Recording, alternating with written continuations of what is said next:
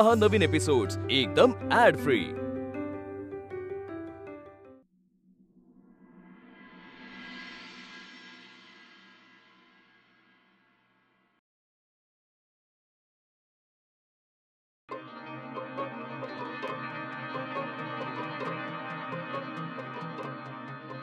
नमस्कार, नीलचे बाबा बोलताय ना?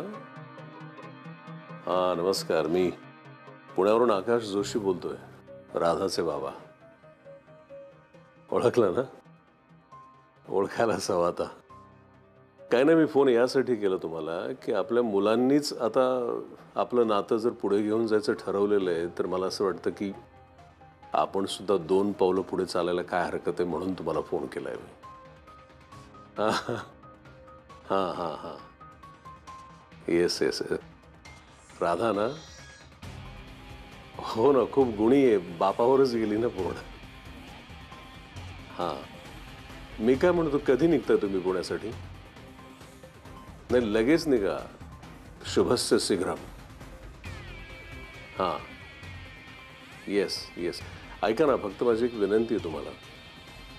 त्या दोघांना मात्र तुम्ही येण्याची कल्पना देऊ नका बरं का. आपण सगळेजण मिळून त्यांना सरप्राईज करूया. ओके, चलो ठीक आहे ठीक आहे. Thanks thanks.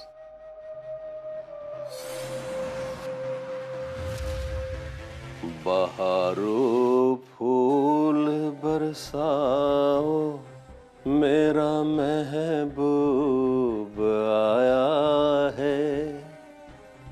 झालं तुझं? आता काय? एकबोटे सरांच्या खांद्यावर बंदूक ठेवून त्रास देणारस का? तू का अडकवतोस मला? तू सतत माझ्या नजरेच्या समोर असावीस, तू दुसरीकडे कुठे जाऊ नये म्हणून नवरा या नात्याने मी तुला अडकवलं. याच्यात तुला काय हरकत काय? आपल्यात नवरा बायकोचं नातं नाहीये, ते तू लादतोयस माझ्यावर, आणि म्हणून माझी हरकत आहे. शी यार, प्रत्येक गोष्टीमध्ये तुला घाई झालेली आहे ना सध्या. मला घरामधून बाहेर हकलायच्या वेळेला घाई केलीस, पट्याच्या प्रेमात पडायला घाई केलीस, आता डिवोर्ससाठी घाई करते. जरा धीर धर. धीर धरू? मी माझी 20 वर्ष वाया घालवली असं वाटतंय मला. एनिवे, मला तुझी फालतू बडबड ऐकायला अजिबातच वेळ नाही.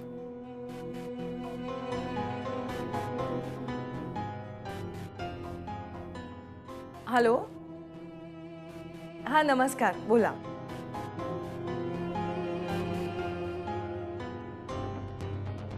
हो, या ना, उद्या ना. हो नक्की, बाय. अनु, उद्या भेटूयात मग.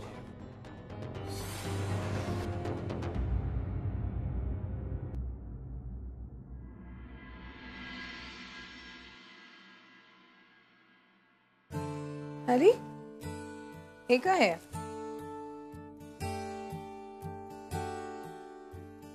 पट्या रे पट्या.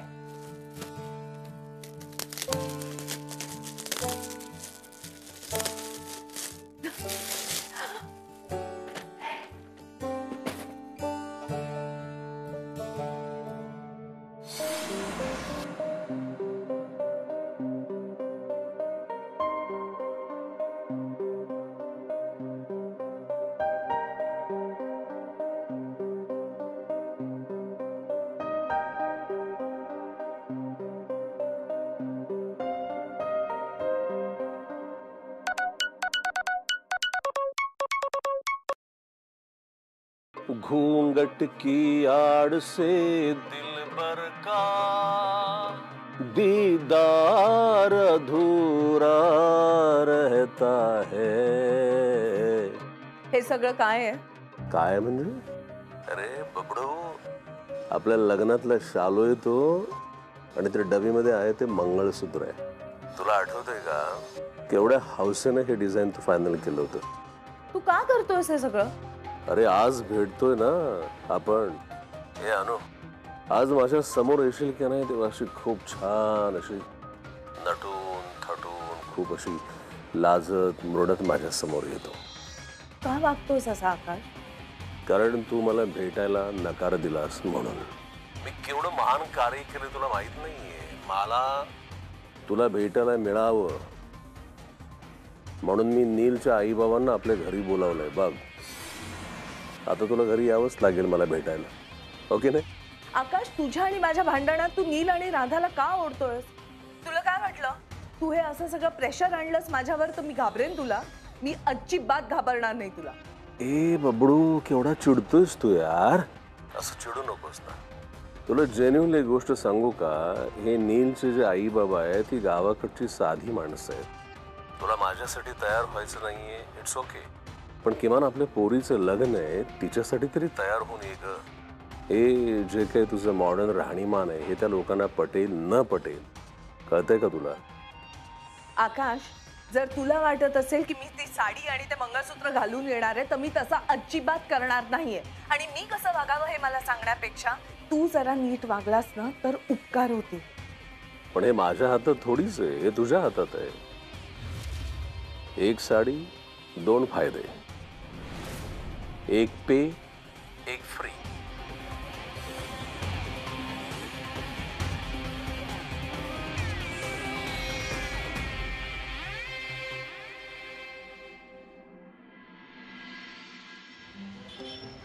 नीट बना.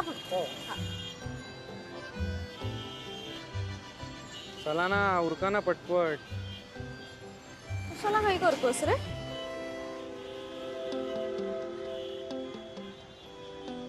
का तू गजरा वगैरे घेत बसलीस? म्हणजे मला तर माहिती नाही माझ्या आईला गजरा आवडतो का ते. म्हणजे मी नानांना कधी बघितलं नाही तिला देताना. मे बी कारण त्यांनी तुझ्यासमोर कधी तिला दिला नसेल गजरा.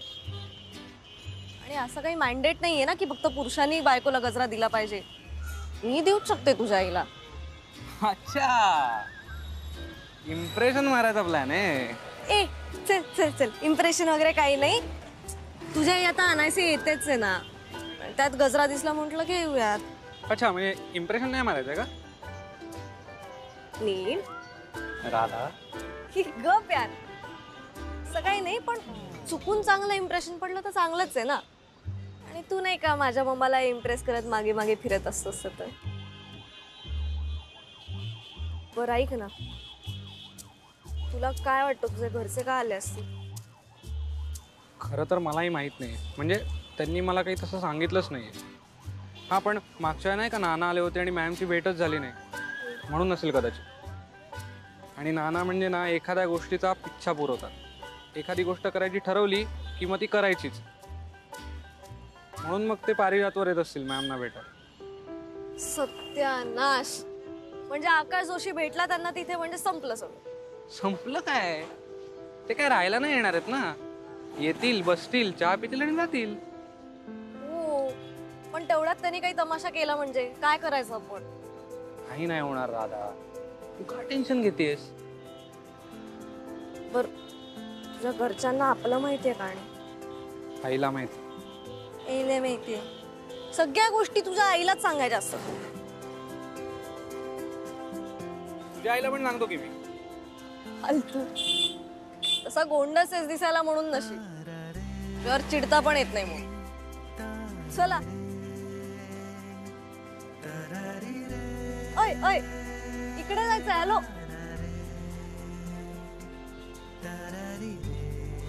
बांधलेला नको, नुसताच दे.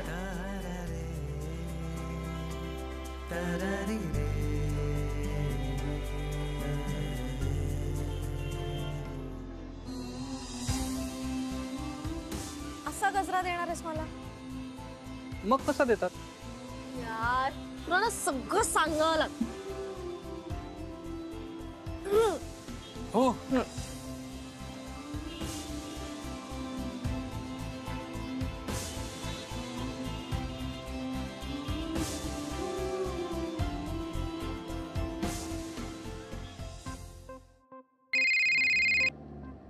हा पट्या, बोल. हॅलो, आवाज येतोय का? कामात आहात का? नाही रे, घरी निघाले. बोल ना, तुझं काम कसं चाललंय? कसलं काम आणि कसल्या मीटिंग्स. क्लायंटने 3ऱ्यांदा मीटिंग कॅन्सल केली इकडे आल्यापासून. हे सगळं ना त्या आकाशच्या सांगण्यावरनं होतंय, लक्षात येतंय माझ्या. हे असं होणार आहे हे आपल्याला माहितीच होतं ना पट्या. त्याला बघवतच नाहीये की आपण एकत्र आहोत. जाऊ दे, आकाशचा विषय नको. तुम्ही कशा आहात? घरी सगळे कसे आहेत? ठीक आहे ना सगळं? पट्या, मी छान आहे, पण माझ्याविषयी सांगायचं झालं तर त्याचा विषय निघणारच.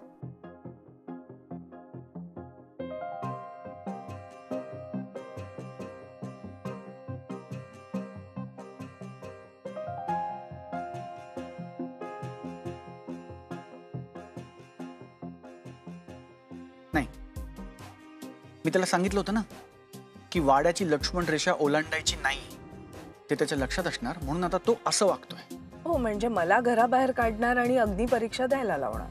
मिस अनामिका, तुम्ही अजिबात हॅलो, तुम्ही अजिबात हे रिस्क घेऊ नका.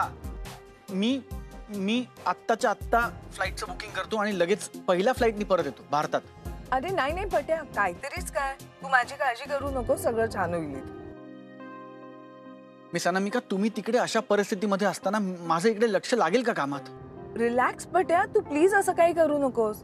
इकडची काळजी अजिबात करू नकोस. तुझं काम संपव आणि मगच ये. मी करेन इकडे सगळं हँडल. खड्ड्यात गेली त्याची कंपनी आणि खड्ड्यात गेल्या त्याच्या मीटिंग्स. मी पुढचं फ्लाईट पकडून येतोय मिस अनामिका. अरे पट्या नको. तुम्ही एकट्या काय काय हँडल करणार? नको पट्या, प्लीज असलं काहीही करू नकोस. तू आलास ना तर नीलच्या घरच्यांसमोर उगाच काहीतरी तमाशा करेल हा. आणि हे बघ, मी हे करेन सगळं हँडल. मी हे जे काही करते ना ते फक्त राधासाठी करते. सांगितलं ना, तू काळजी करू नकोस. जर काही प्रॉब्लेम झालाच तर माझ्यातली ती तडफदार फायटिंग अनामिका पुन्हा जागी करेन आणि सगळं व्यवस्थित करेन. ओके, ठेवते फोन. चल बाय.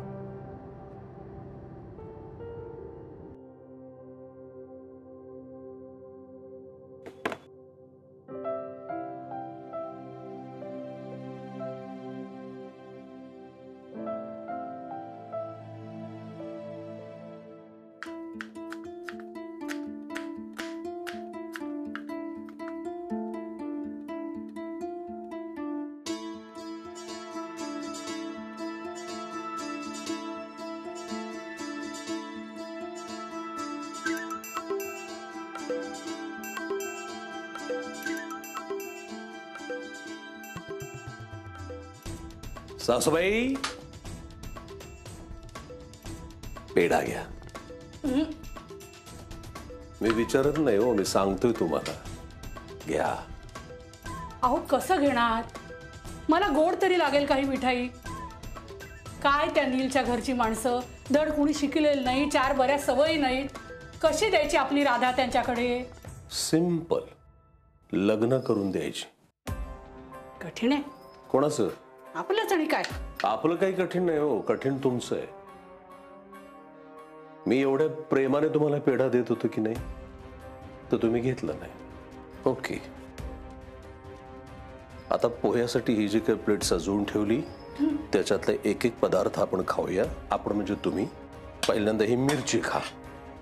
अहो काय करताय जावई बापू? माझ्या पेढ्याचा अपमान केलाय की नाही तुम्ही? मग आता ही मिरची घ्या ना.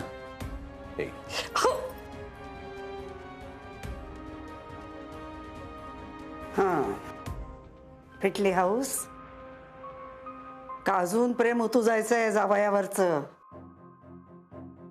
किती डोक्यावर बसवलात ना तुम्ही त्याला, तरी तो असाच वागणार.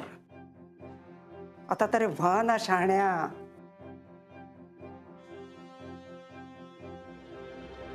हे मॉम, अगं थांब थांब थांब. हा,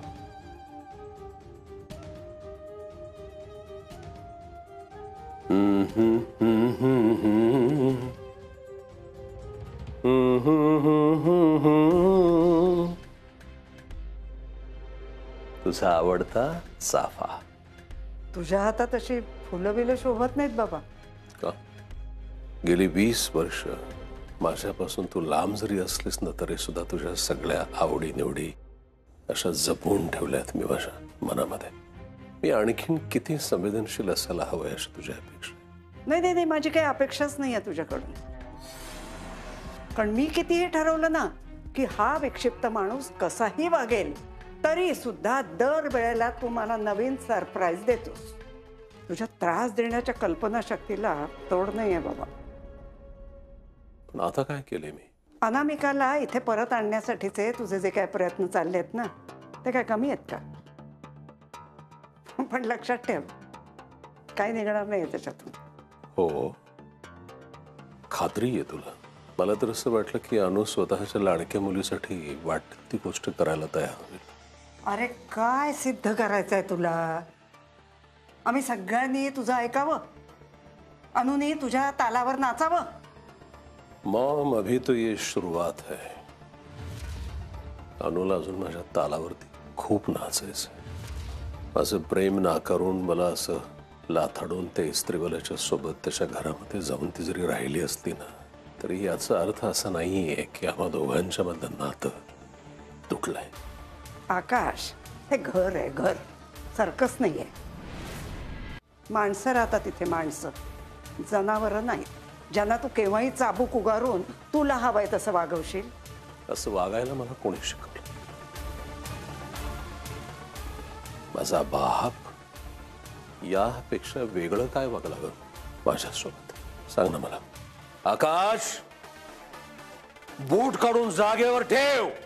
कपड्याच्या इस्त्री करून घड्या केल्या का? पहाटे 5च्या ठोक्याला उठायला पाहिजे आकाश. टीव्ही बघायचा नाही, मित्रांच्या मध्ये सामील होऊ नको, आर्मी मध्ये भरती होण्यासाठी प्रयत्न कर. उशिरा का उठलास? जन्माला आल्यापासून शिस्तीचे धडे या पलीकडं माझा बाप काय वागला माझ्याशी? सांग ना मला. सगळ्या वातावरणामुळे ना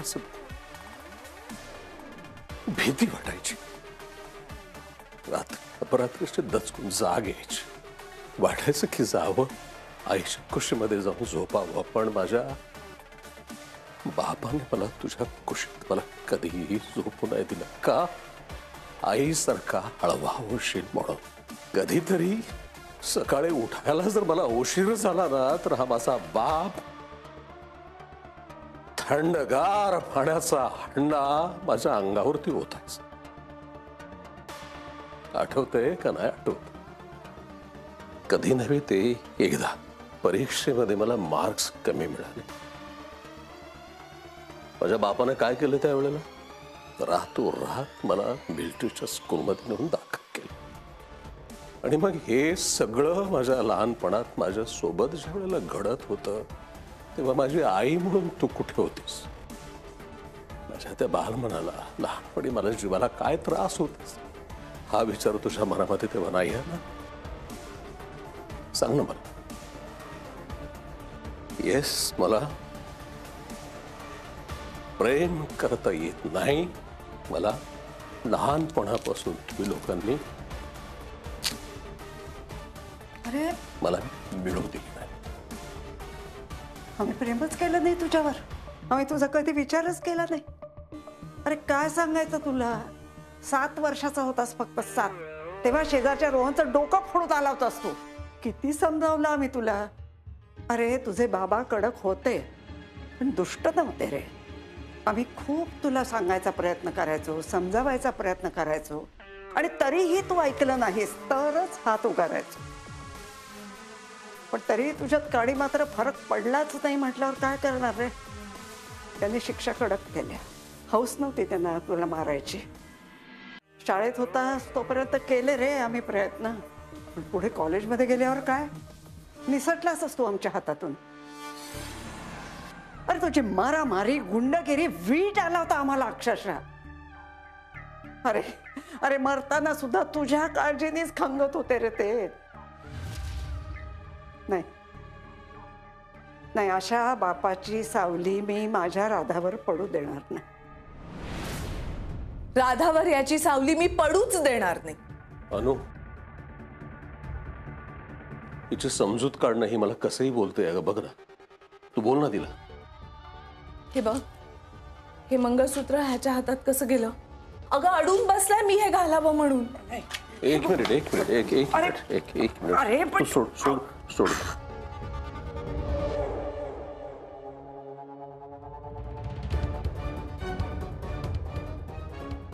अजूनही कायद्यानं काही निर्णय हे तुझ्या बाजूने लागायचे आहेत अनु. ओके, तोपर्यंत तू अजून माझीच बायको आहेस.